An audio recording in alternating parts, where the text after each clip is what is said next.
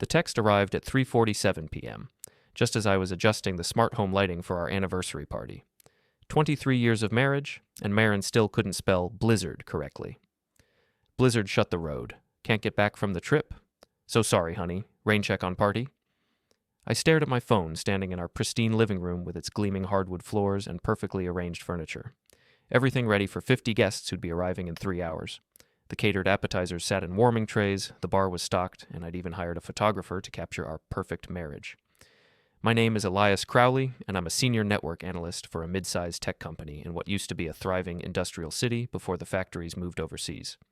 I'm 44, methodical by nature, and I have an annoying habit of checking facts. It served me well in IT, less so in marriage, apparently. Something about Maren's text bothered me, not just the spelling. My wife was usually meticulous about details. It was the timing, the phrasing, the whole damn situation. I pulled up the State Highway Department's live traffic cams on my laptop. Route 47. North, where Maren claimed to be stranded at some pharmaceutical conference, showed clear pavement and sunny skies. Cars moving normally, no snow, no ice, not even a cloud. Interesting, I muttered, my voice echoing in our empty house. Our 17-year-old daughter, Ruby, was at her friend's place, probably planning to skip the party anyway. She'd been distant lately, always on her phone, rolling her eyes whenever I tried to connect. I opened another browser tab and checked the weather forecast. High of 68 degrees, partly cloudy, 0 precipitation. The blizzard was apparently invisible to meteorologists, traffic cameras, and basic reality. My phone buzzed. A text from our neighbor, Mrs. Patterson. Looking forward to tonight. Should I bring extra chairs? I hadn't canceled the party yet. Something made me hesitate. Instead, I did what any reasonable IT professional would do. I started digging. Maren's company laptop was synced to our home network for backup purposes. Perfectly legal for me to access, since I'd set up the system myself. Her travel expense reports told an interesting story. No conference booked for this weekend, no hotel reservations, no flight or car rental. According to her company's system, Nolan Crowley was scheduled to be home today, same as every other Saturday. But her GPS history showed something different. Her car had been parked at the Grandview Hotel downtown since yesterday afternoon. The same hotel where her regional manager, Nolan Trent, had been posting Instagram stories from the bar. Nolan, 46 years old, married with 2 kids, and the kind of guy who wore expensive suits to hide his insecurity. Maren had been talking about him constantly for months. Nolan thinks we should restructure the sales territories. Nolan says pharmaceutical sales is evolving. Nolan invited the whole team to that new steakhouse. I'd met him at the company Christmas party. Firm handshake, perfect teeth, the kind of laugh that was just a little too loud. He'd complimented our house, our car, even our daughter's college plans. Classic overcompensation. My laptop chimed with a calendar reminder. Anniversary party, 7 p.m. I sat back in my desk chair, staring at the evidence spread across multiple browser tabs. Weather cams, GPS logs, expense reports, social media posts. The data painted a clear picture, and it wasn't pretty. 23 years. We'd met in college, got married young, built what everyone called a perfect life. Maren climbed the corporate ladder while I provided the steady income and managed our increasingly complex household technology. We'd grown apart gradually, like 2 people walking parallel paths that slowly diverged. But I'd never suspected this. My phone rang. Maren's photo appeared on the screen. A professional headshot from her company website, all polished confidence and pharmaceutical sales perfection. Hey, I answered. Elias, thank God. Did you get my text? This storm came out of nowhere. The roads are completely impassable.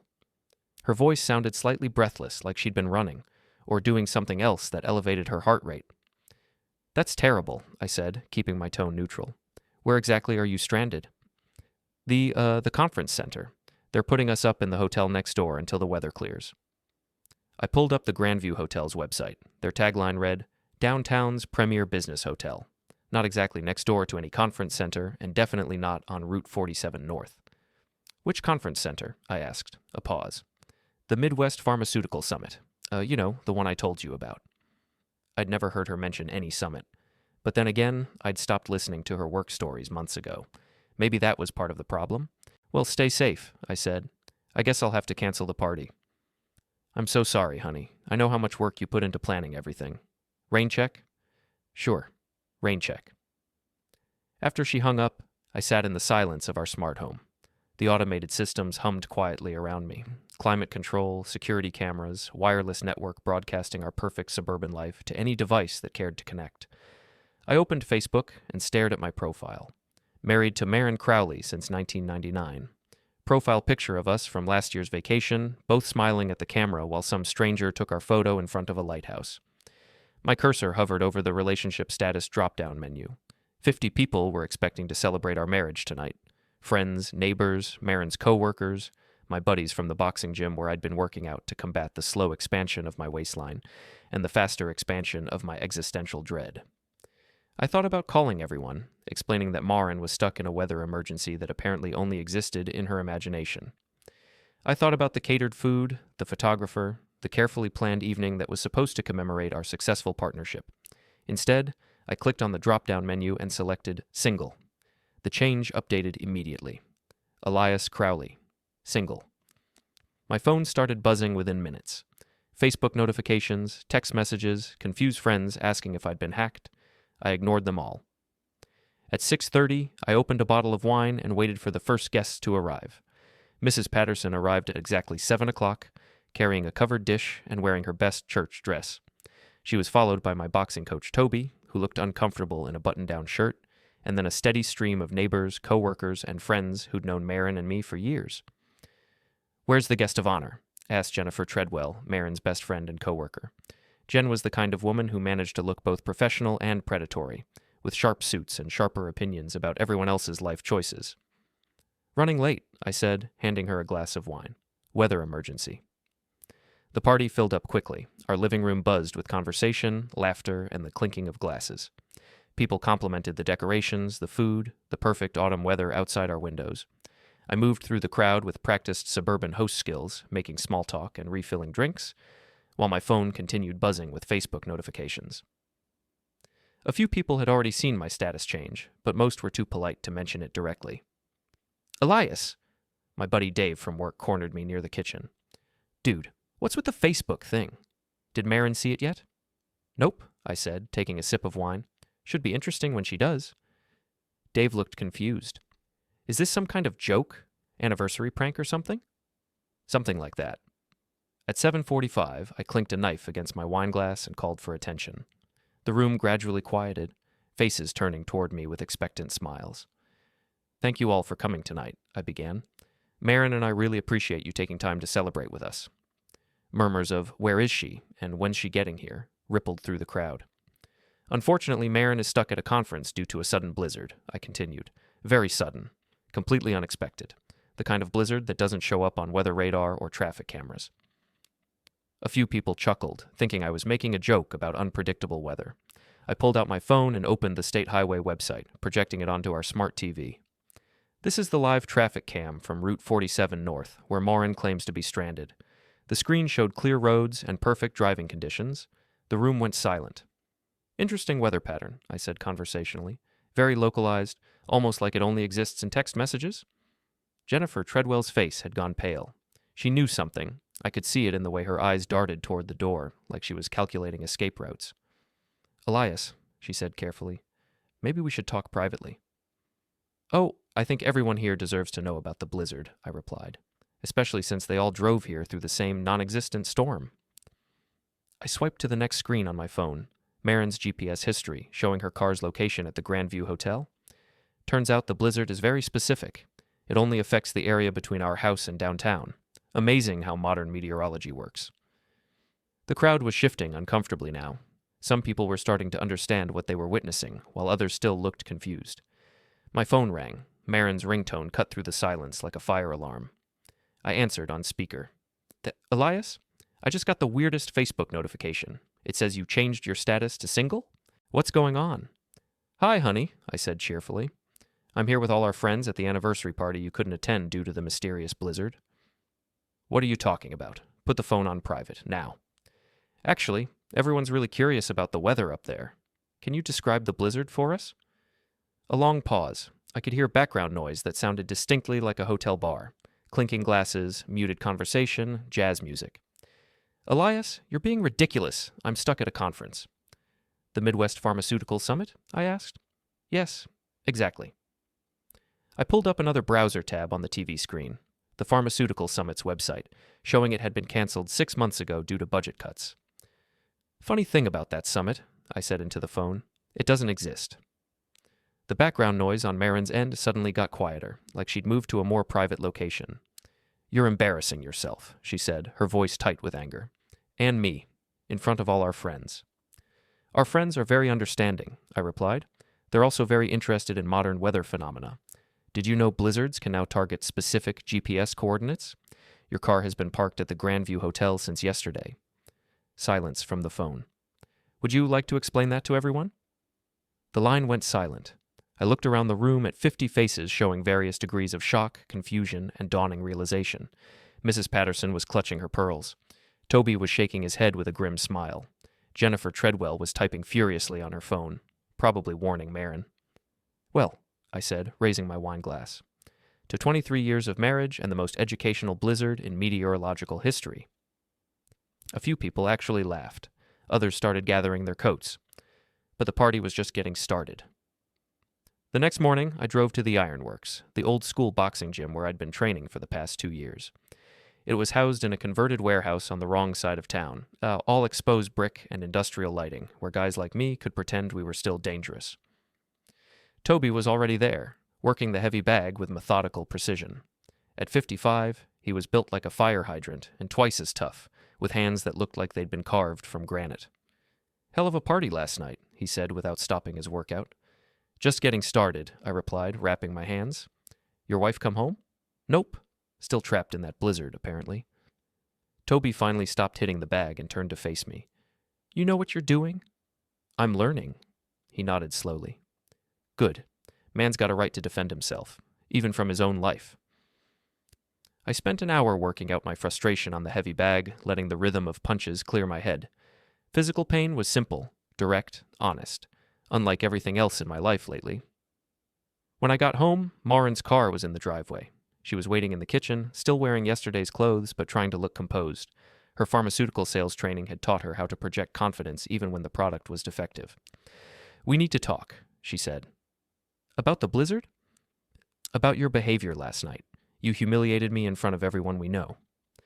I poured myself coffee and leaned against the counter. I humiliated you? That's interesting. How exactly did I do that? The Facebook thing, the GPS tracking, going through my personal information. Personal information? You mean our shared phone plan and the home network I built and maintain? She shifted tactics, softening her voice. Elias, I know things have been difficult between us. We've grown apart. But what you did last night was cruel. What I did was tell the truth. Your version of the truth. I pulled out my phone and showed her the screenshots I'd compiled. GPS logs, expense reports, social media posts, hotel records that I'd obtained through perfectly legal means. Which part is my version? I asked. The part where you lied about the conference? The part where you lied about the weather? Or the part where you've been having an affair with Nolan Trent? Her face went through several expressions before settling on defensive anger. You don't understand the situation. Explain it to me. Nolan and I, it's complicated. We work together. We have a connection. A connection. Yes, something I haven't felt in years. When's the last time you really talked to me, Elias? When's the last time you showed any interest in my life, my dreams, my feelings? It was a fair question. I tried to remember the last meaningful conversation we'd had that wasn't about schedules, finances, or household logistics. So you decided to work on our marriage by sleeping with your boss? He's not my boss. He's my regional manager. That's your defense? Organizational chart technicalities? Maren sat down at our kitchen table, the same table where we'd eaten thousands of meals, helped Ruby with homework, planned family vacations back when we still functioned as a family. I didn't plan for this to happen, she said quietly. But I'm not happy, Elias. I haven't been happy for a long time. So talk to me. Go to counseling. Join a book club. Don't create an imaginary weather emergency to cover up a hotel room affair. You're right, she said, and for a moment I thought we might actually have a productive conversation. I handled this badly, but your reaction last night was vindictive and cruel. Vindictive? I told the truth at our anniversary party. If that feels vindictive, maybe the problem isn't my delivery method. My phone buzzed with a text from Dave. Dude, you're all over Facebook. This is insane. I opened the app and saw that someone had posted video from the party. My impromptu presentation about blizzards and GPS tracking was being shared and commented on by dozens of people. "Looks like we're famous," I said, showing Maren the screen. Her face went white. "Delete that. Make them delete it." I can't control what other people post. This will ruin my career, so my reputation. Should have thought about that before the invisible blizzard. She stood up abruptly. "I'm staying at Jen's tonight. We'll figure this out when you're ready to be reasonable. Give Jen my regards, and tell her thanks for covering for you all these months."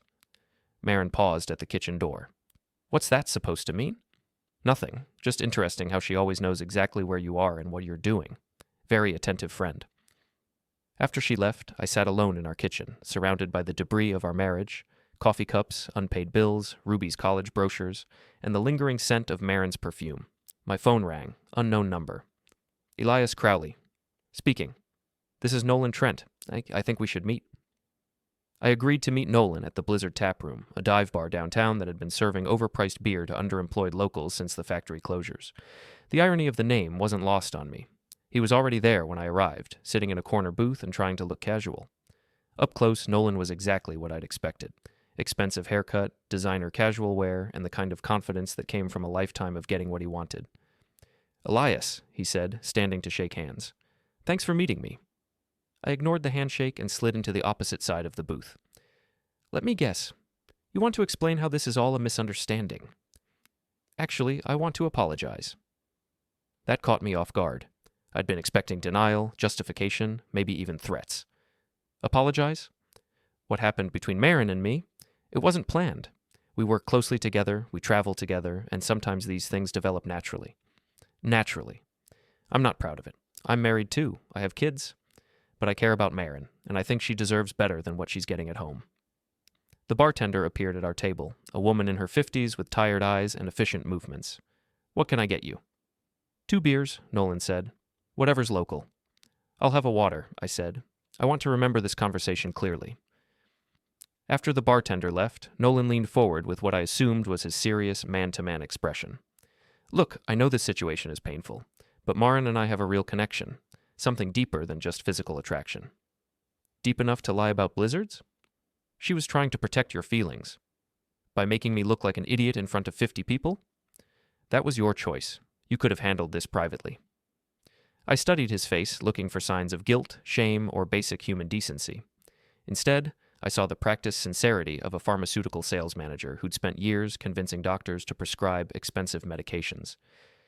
"You know what I find interesting about pharmaceutical sales?" I said conversationally. "What's that?" "The expense accounts. Yeah, all those client dinners, conference trips, hotel stays. Really easy to hide personal expenses in business accounts, especially when you're sleeping with someone who processes the reports." Nolan's confident expression flickered slightly. "I'm not sure what you're implying." "I'm not implying anything. I'm stating facts. You've been using company funds to finance your affair with my wife. That's fraud." "You don't know what you're talking about." I pulled out my phone and showed him screenshots of expense reports I'd accessed through Maren's company laptop. Hotel charges that don't match business travel schedules, restaurant bills for 2 people when you were supposedly dining alone, car rentals to locations that aren't on your territory map. His face was getting red now, the pharmaceutical sales polish wearing thin. "You have no right to access that information." "Actually, I have every right. Maren signed a data sharing agreement when I set up her home office network. Everything that touches our system is legally accessible to me as the network administrator." "You're threatening me." "I'm educating you. There's a difference." The bartender returned with Nolan's beer and my water. She glanced between us and probably recognized the tension. Bars like this saw a lot of difficult conversations. "Here's what's going to happen," Nolan said, trying to regain control. "Maren is going to file for divorce. She's going to take half of everything you own, including that house you're so proud of, and I'm going to support her through the process." "That's romantic. You can make this easy or hard, but either way, it's over." I took a sip of water and considered my options. The smart play was to walk away, hire a lawyer, and handle this through proper channels. The satisfying play was something entirely different. "You know what I learned from 23 years of marriage," I said. "What?" "How to read people. And you're not in love with my wife. You're in love with the idea of taking something that belongs to someone else." "You're wrong." "Am I?" "How many other married women have you connected with over the years? How many other expense account affairs?" His silence was answer enough. Here's what's really going to happen, I continued. I'm going to forward these expense reports to your company's compliance department, along with documentation of your pattern of fraudulent billing. Pharmaceutical companies take fraud very seriously, especially in the current regulatory environment. You can't prove anything. I don't have to prove anything. I just have to raise questions. Let the auditors figure out the details. I stood up to leave, then paused. Oh, and Nolan, the only blizzard here is the bullshit you've been feeding my wife, but that storm's about to clear up. As I walked toward the door, I heard him call after me. This isn't over. He was right about that. Back home, I spent the evening doing what I do best, gathering information and building systems. If Nolan wanted to play games with expense accounts and corporate fraud, he'd picked the wrong opponent. I started with public records, marriage license, property records, court filings. Nolan Trent was married to Susan Trent, a nurse at the regional medical center. 2 kids, ages 12 and 14, mortgage on a house in the suburbs, 2 car payments, and what looked like a comfortable upper-middle-class lifestyle built on pharmaceutical sales commissions. Next, I dug into his social media presence, Instagram posts from business trips, LinkedIn updates about sales achievements, Facebook photos of family vacations. The perfect corporate success story if you didn't look too closely at the timeline inconsistencies. My phone rang. Ruby's number. Dad? What the hell is going on? Language, I said automatically. Seriously? You're going to lecture me about language while your marriage explodes on social media? I'd forgotten that Ruby was connected to both Maren and me on Facebook. She'd seen everything. Where are you? I asked. At Mom's friend's house. She's crying and saying you've lost your mind. Have I? I don't know. Have you? It was a fair question from a 17-year-old who'd just watched her parents' marriage become public entertainment. Your mother has been having an affair, I said. She lied about where she was this weekend to spend time with another man. Silence on the other end. Ruby? I know, she said quietly. You know? I've known for months. I saw text messages on her phone. I heard phone calls. I'm not stupid, Dad. Why didn't you say anything? What was I supposed to say?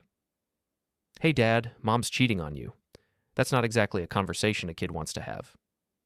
I felt a stab of guilt. While I'd been focused on network security and professional responsibilities, my daughter had been carrying this secret alone. I'm sorry you had to deal with that. Are you getting divorced? Probably. Good. That surprised me. Good? You've both been miserable for years. At least now it's honest. After Ruby hung up, I sat in my home office surrounded by multiple monitors displaying various aspects of Nolan Trent's life. Bank records I probably shouldn't have accessed. Employment history. Even his wife's work schedule. Information was power, but power without purpose was just data hoarding. My laptop chimed with a new email. The sender was listed as a friend. Your wife's boyfriend has gambling debts. Check the casino records. I stared at the message, trying to figure out who would send anonymous tips about Nolan's personal life. The email address was clearly fake, routed through multiple proxy servers, but the information was accurate. A few searches revealed that Nolan was a regular at the Riverboat Casino an hour south of town. Credit card records showed frequent cash advances, and his social media posts included several photos from casino restaurants and bars. Gambling addiction would explain the expense account fraud. It would also explain why he was so interested in Maren. Pharmaceutical sales reps made good money, and her income could help cover his losses. My phone buzzed with a text from an unknown number. This is Susan Trent. We need to talk. I stared at the message for a long time before responding. When and where? Tomorrow, coffee shop on 5th Street, 2 p.m. How did you get my number? Same way you got all that information about my husband. Susan Trent was nothing like I'd expected. Where Maren was polished pharmaceutical perfection, Susan was practical and direct. She wore scrubs from her nursing shift and looked like someone who dealt with real problems for a living. You must be Elias, she said, sliding into the coffee shop booth across from me. Mrs. Trent. Susan, we're both in the same boat now. She ordered black coffee and got straight to business. How long have you known? She asked. Since Saturday. You? 6 months. Maybe longer if I'm being honest with myself. Why didn't you confront him? Same reason you didn't confront your wife, probably. Hope that it would end on its own. Fear of blowing up our kids' lives. Stupidity. I studied her face, looking for signs of the devastation I'd been feeling since Saturday. Instead, I saw resignation and something that looked like relief. You sent me the email about the gambling, I said. I figured you deserved to know what kind of man your wife chose. How bad is it? Bad enough that I've been hiding money from him for 2 years. Bad enough that I've had to take extra shifts to cover the mortgage when he blows his commission checks at the casino. She pulled out her phone and showed me bank statements, credit card bills, and loan documents. He owes $40,000 to various creditors. The house is leveraged to the maximum. I've been planning to leave him anyway. The affair just gave me a timeline. What do you want from me? I want to make sure he can't hurt anyone else. Susan had done her homework. She'd documented Nolan's gambling, his expense account fraud, his pattern of affairs with coworkers. She'd even recorded phone conversations where he discussed using company resources for personal expenses. Why are you helping me? I asked. Because your wife isn't his first affair. She's just the most recent, and because I'm tired of cleaning up his messes. We spent an hour comparing notes, sharing information, and planning strategy. Susan was methodical, practical, and completely ruthless when it came to protecting her children's future. There's something else you should know, she said as we prepared to leave. Your wife's friend, Jennifer? She's been feeding Nolan information about your marriage for months. What kind of information? Financial details, personal problems, anything that would help him manipulate your wife. Why would Jen do that? Susan gave me a look that suggested I was being naive.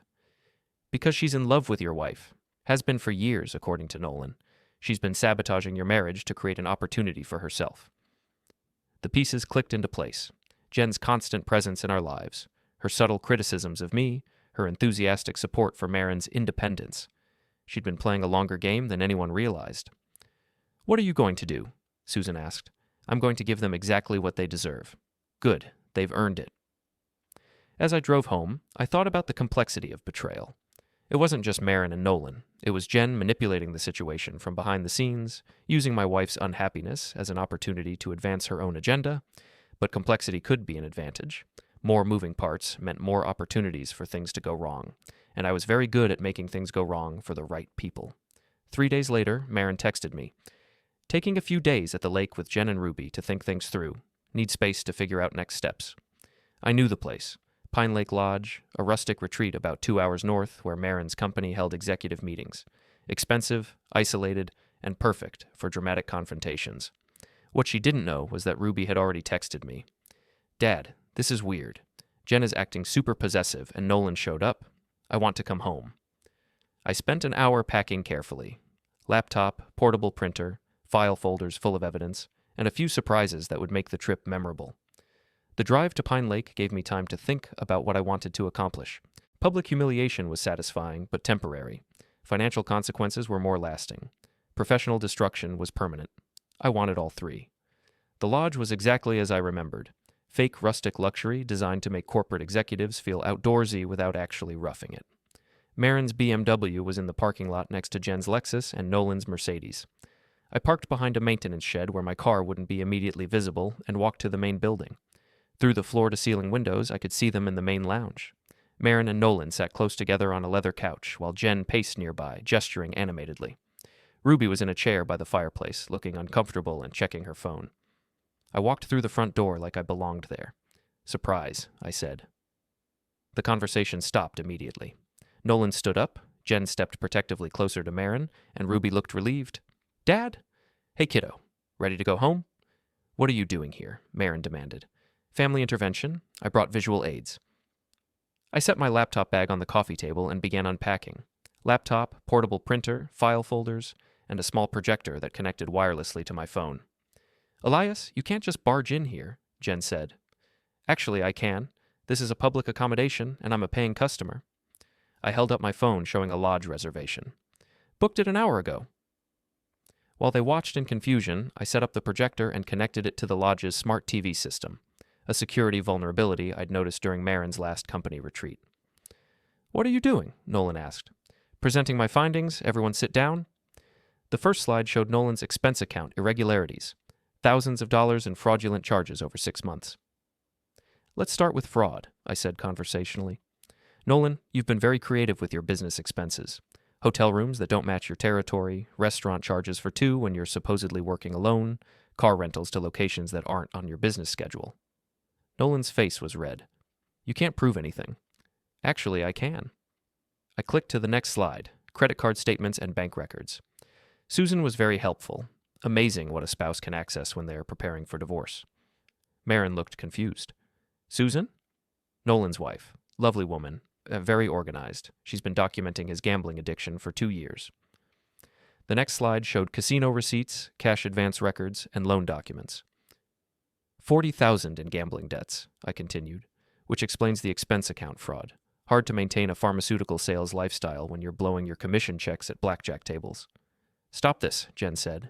You're being vindictive and cruel. I'm being thorough, which brings us to you, Jennifer. I clicked to a new section of slides, phone records, email logs, and recorded conversations that Susan had provided. You've been feeding information about my marriage to Nolan for months.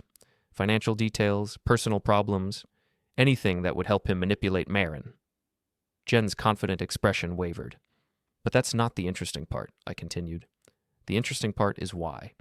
The next slide showed social media posts dating back years, Jen's comments on Maren's photos, vacation trips they'd taken together, professional conferences where they'd shared hotel rooms. You're in love with my wife, have been for years. This whole affair was your idea, wasn't it? Introduce Maren to someone who would destroy our marriage, then position yourself as the supportive friend who helps her through the aftermath. That's ridiculous, Jen said, but her voice lacked conviction. Is it? Let's ask Nolan. I pulled out my phone and played an audio recording. Susan had been very thorough in her evidence gathering.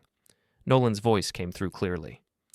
Jen set the whole thing up. She's been pushing Maren toward me for months, telling her that her marriage was over, that she deserved better. I thought I was seducing her, but really Jen was orchestrating the whole thing. The room went silent except for the crackling fireplace. Maren was staring at Jen with the expression of dawning realization. Is that true? Maren, I can explain. You manipulated me. You used my unhappiness to destroy my marriage so you could... What? Comfort me afterward. I love you, Jen said desperately. I've always loved you. I was trying to free you from a marriage that was making you miserable. By pushing me into an affair with a gambling addict who was stealing from his company? Ruby stood up from her chair. This is seriously messed up. Can we go home now? I started packing up my equipment. In a minute, kiddo. I pulled out a stack of printed documents and distributed them like party favors. Nolan, this is a copy of the complaint I filed with your company's compliance department. They'll be conducting a full audit of your expense accounts starting Monday.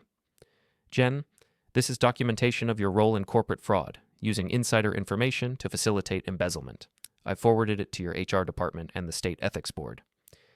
Maren, these are divorce papers. I'm keeping the house, the cars, and Ruby's college fund. You can have whatever's left after your legal bills. I saved the best for last. And this, I said, holding up a USB drive, contains everything I've discovered about all of you. It's being automatically uploaded to a secure server and shared with appropriate authorities, employers, and social media platforms if I don't check in every 24 hours. You're blackmailing us? Nolan asked. I'm ensuring accountability. There's a difference. Ruby grabbed her overnight bag. Can we please leave now? This is like a really bad soap opera. As we walked toward the door, Maren called after me. Elias, wait. We can work this out. I turned back to look at her. My wife of 23 years, sitting in a luxury lodge with her manipulative best friend and her fraudulent boyfriend, trying to salvage something from the wreckage of her own making. No, I said. We really can't. 2 weeks later, our neighborhood held its annual fall block party. The same event where Maren and I had been the perfect couple for years, hosting elaborate potluck contributions and posing for photos with our arms around each other. This year was different. Word had spread about our very public divorce, Nolan's termination for expense fraud, and Jen's resignation under investigation. In a neighborhood where gossip was the primary form of entertainment, we'd provided enough material to last through winter. I arrived at the block party with Ruby and a covered dish that my daughter had insisted on making, her grandmother's famous potato salad, which she'd learned to prepare during our recent bonding sessions. You sure you want to do this? Ruby asked as we walked down the street toward the party setup. Absolutely. The party was in full swing, with folding tables loaded with food, kids running between houses, and adults clustering in conversation groups that went silent when I approached. Mrs. Patterson hurried over immediately. Elias, how are you holding up? Better every day. We heard about Maren's situation, so sorry you had to go through all that. The thing about suburban neighborhoods is that everyone knows everything, but they pretend to be discreet about it. My very public exposure of the affair had given them permission to discuss what they'd suspected for months. Where is Maren? asked Bob from 3 houses down. Living with her sister downtown? Fresh start? What I didn't mention was that Maren's fresh start included unemployment. Her company had terminated her for falsifying expense reports and legal bills from the divorce proceedings. Toby appeared at my elbow with 2 beers. "How you doing, champ?" "Good. Really good." "Heard your wife's boyfriend skipped town." Nolan moved back in with his parents in Ohio. Apparently, Susan cleaned out their joint accounts before filing for divorce. Amazing how organized nurses can be when they're motivated. Ruby wandered off to find friends her age, leaving me to navigate the adult social dynamics. It was fascinating how quickly allegiances had shifted once the truth came out. People who'd socialized with Maren and Nolan at previous parties now treated them like cautionary tales. The affair had violated suburban social contracts in ways that went beyond simple infidelity. "Elias!" Dave from work appeared with his wife Sarah. "Man, you look great. Lost weight?" "Boxing and divorce. Better than any diet plan." Sarah laughed. "You seem lighter. Happier." She was right. For the first time in years, I felt like myself again.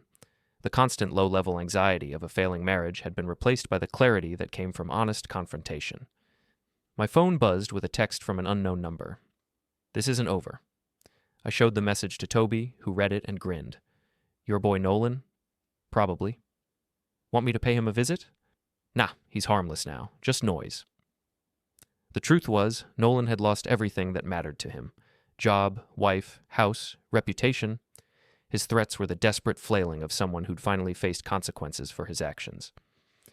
As the evening progressed, I found myself actually enjoying the party. Conversations were easier without the constant mental effort of maintaining a marriage facade. People were more relaxed around me, like they'd been walking on eggshells for years without realizing it. "Dad!" Ruby appeared with a plate of desserts. "Mrs. Chen made those cookies you like." "Thanks, kiddo." "Are you happy?" she asked. It was a direct question that deserved a direct answer. "Yeah, I am." "Good. You were miserable before. We all knew it." As the party wound down and neighbors began cleaning up, I helped stack chairs and fold tables. Normal, mundane activities that felt surprisingly satisfying. Mrs. Patterson approached as I was loading our empty dish into the car. "Elias, I hope this isn't too forward, but my niece is visiting next month. She's a lovely woman, recently divorced, works in marketing. I thought maybe—" "Mrs. Patterson," I interrupted with a smile. "That's very kind, but I'm not ready for that yet." "Of course, but when you are, I'll let you know." As Ruby and I drove home, she was unusually quiet. "What are you thinking about?" I asked. "Just everything. How different things are now." "Better different or worse different?" "Better, definitely better. Even with all the drama and the divorce and everything, at least it's honest now." At home, I sat in my office looking at the multiple monitors that had helped me uncover the truth about my marriage. The same technology that had revealed the affair had also given me the tools to respond effectively. Information was power, but wisdom was knowing how to use that power constructively. My phone rang, Maren's number. "Hello? Elias? I've been thinking about everything that happened, about us." "Okay. I want you to know that I'm sorry, not just about the affair, but about how I handled everything. The lying, the manipulation, the way I let Jen influence me. I appreciate that.